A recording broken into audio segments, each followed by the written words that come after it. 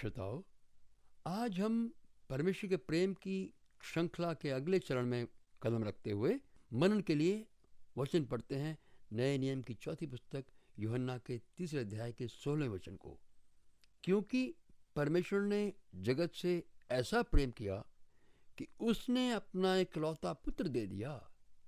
जीवन के हर पहलू में आपके लिए अपनी मित्रता का दावा करने वाले व्यक्ति मिलेंगे।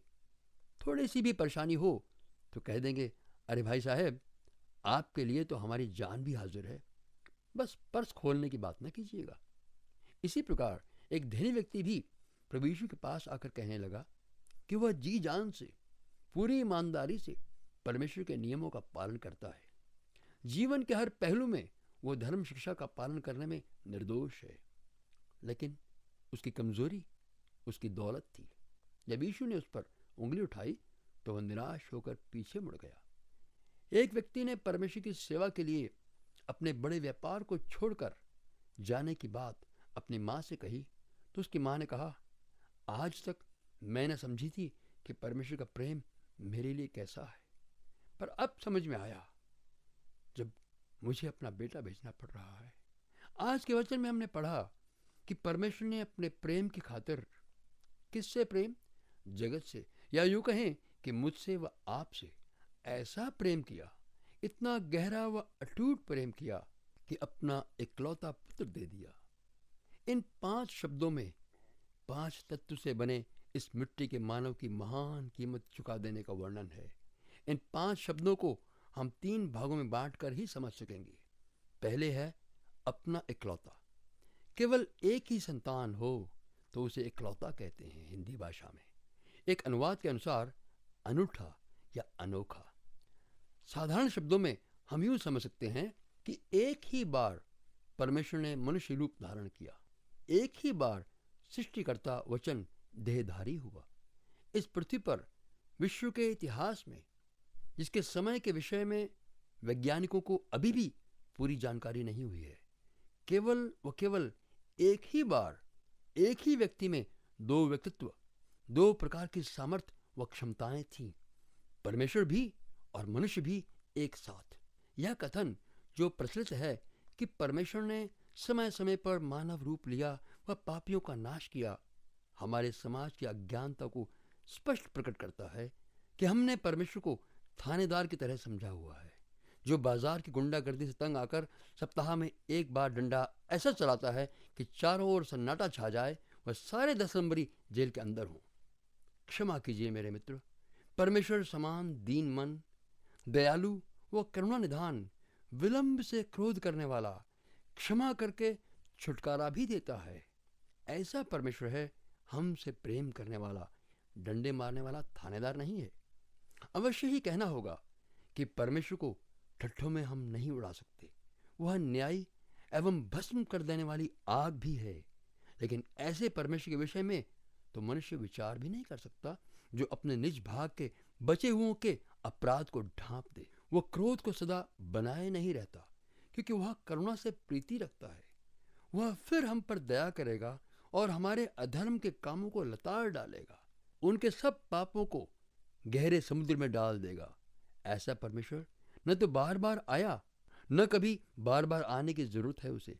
उसने एक ही बार ऐसा किया कि परमेश्वर मानव बना, नहीं तो इकलौता शब्द व्यर्थ हो जाता है। जैसे परमेश्वर अद्वितीय है एवं अतुलनीय है, उसकी हम किसी से तुलना नहीं कर सकते, क्योंकि कोई उसका सानी नहीं, कोई उसके मुकाबले में नहीं। परमेश्वर की किसी से तुलना करना व्यर्थ एवं मूर्खता होगी। इसीलिए वचन में परमेश्वर की बातों को समझाने के लिए, मानव को समझाने के लिए दृष्टांत दिए जाते हैं। यहाँ तक कि उनको समझा देने का काम भी परमेश्वर की आत्मा ही करती है। तो मैं कह रहा था कि जैसे परमेश्वर अद्वितीय है, उसी प्रकार पूर्ण रूपेण यीशु मसीह भी अद्वितीय है। कोई उसका सानी नहीं, कोई उसके मुकाबले में नहीं, क्योंकि किसी ने भी ऐसा कार्य न किया, न करने का विचार ही किया, क्योंकि अन्य किसी में भी क्षमता ही नहीं। और कारण यह है कि परमेश्वर मनुष्य दोनों व्यक्तित्व एक साथ किसी में भी नहीं हुए, न हो सकते हैं। कुंवारी से जन्मा, कहानियों या कथावाचा में नहीं, बल्कि विश्व के इतिहास में इसी सूर्य के नीचे जिसकी हम धूप लेते हैं। इस प्रकार इकलौता समझने के बाद हम अगले शब्द पर आते हैं, पुत्र दे दिया। अब विषय है पुत्र का। हर मानव अपने पिता का पुत्र है, मैं भी वो आप भी, लेकिन यह शब्द वो नहीं है जो आप समझ रहे हैं। उस भाषा व सभ्यता में पुत्र के लिए जो शब्द प्रयोग किया गया उसका स्पष्ट अर्थ है कि अक्षरशः बराबर का। परमेश्वर का पुत्र कहलाने का अर्थ है स्वयं को पूरी तरह से परमेश्वर के बराबर। परमेश्वर का पुत्र कहलाने का अर्थ है स्वयं को पूरी तरह से परमेश्वर के बराबर या परमेश्वर कहना। परमेश्वर के वचन में स्पष्ट लिखा है कि यहूदी यीशु को मार डालने के लिए और भी प्रयत्न करने लगे, क्योंकि यीशु न केवल विश्राम दिन की विधि को तोड़ते परंतु परमेश्वर को अपना पिता कहकर स्वयं को परमेश्वर के तुल्य ठहराते थे। यूहन्ना के सुसमाचार उसका 5वां अध्याय उसका 18वें वचन में लिखा है। इसीलिए यहूदियों ने पिलातुस को उत्तर भी दिया कि उसने अपने आप को परमेश्वर का पुत्र कहा है, जो कि उनकी व्यवस्था अनुसार परमेश्वर का अपमान है, वह मृत्यु दंड के योग्य है। महायाजक ने भी यह प्रश्न किया, क्या तू परम धन्य का पुत्र मसीह है? उत्तर स्पष्ट था, हाँ मैं हूं, और तुम मनुष्य के पुत्र को सर्वशक्तिमान परमेश्वर के दाहिनी ओर बैठे और आकाश के बादलों के साथ आते हुए देखोगे। इस प्रकार उसने स्पष्ट कहा कि मैं परमेश्वर हूं, वह साथ साथ मनुष्य के शरीर को धारण करने के कारण मनुष्य का पुत्र कहलाने के योग्य भी हूं। इसे फिर एक बार पिलातुस व राजा हेरोदेस तथा सभी धार्मिक शास्त्रियों की भरी सभा में जब पूछा गया, यदि तू मसीह है तो हमसे कह दे, तो यीशु ने उत्तर दिया, यदि मैं तुमसे कहूं तो तुम विश्वास नहीं करोगे, यदि मैं तुमसे पूछूं तो तुम उत्तर न दोगे, परंतु अब से मनुष्य का पुत्र सर्वशक्तिमान के दाहिनी ओर बैठेगा। क्या तू परमेश्वर का पुत्र है? सब ने पूछा। तो यीशु ने कहा, तुम सब कहते हो क्योंकि मैं हूं।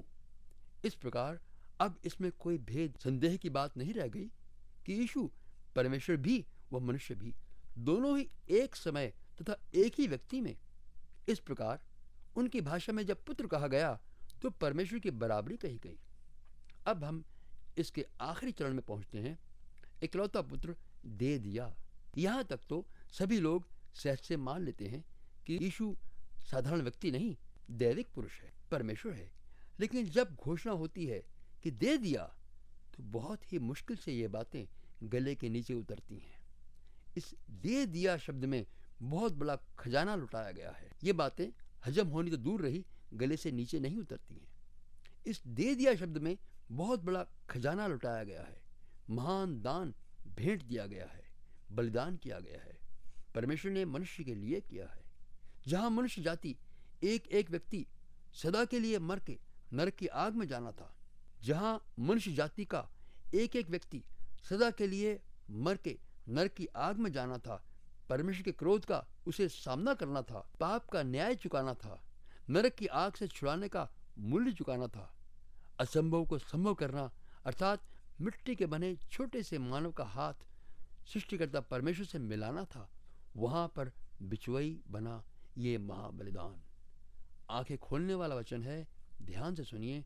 परमेश्वर एक ही है और परमेश्वर तथा मनुष्यों के बीच भी एक ही मध्यस्थ है, अर्थात मसीह यीशु जो मनुष्य है। उसने अपने आप को सबके अर्थात मेरे व हर सुनने वाले के छुटकारे के मूल्य में दे दिया।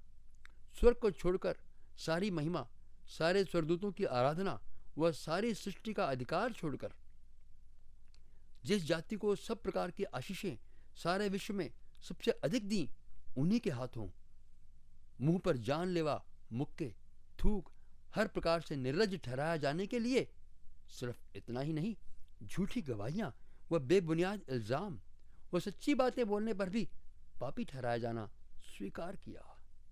यीशु ने सलीब पर टंगे हुए भी कहा, हे मेरे परमेश्वर, हे मेरे परमेश्वर, तूने मुझे क्यों छोड़ दिया। यह न तो प्रश्न था न शिकायत थी, बल्कि जो कार्य किया गया उसकी घोषणा की गई थी।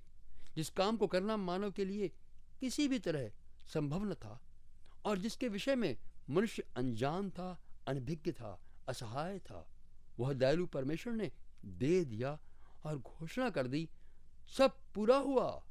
इस महान बलिदान के बाद जो एक ही बार सबके लिए सदा के लिए चढ़ावा चढ़ गया, तो फिर हमारा किसी प्रकार का त्याग व बलिदान या चढ़ावा व्यर्थ है, घृणित है, निरादर है परमेश्वर की कृपा का।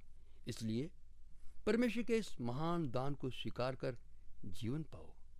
मेरे प्यारो, परमेश्वर के बनकर पवित्र आत्मा का दान पाओ, तो फिर आपके सामने सिकंदर महान भी एक कंगाल के मानंद होगा, क्योंकि आपके हाथ में अविनाशी धन है। आपके जीवन की यह अनमोल घड़ी है, पूरा पूरा लाभ उठाएं। आज के दिन वह हर रोज आपके लिए खुशी का व आनंद का दिन होगा। आमीन।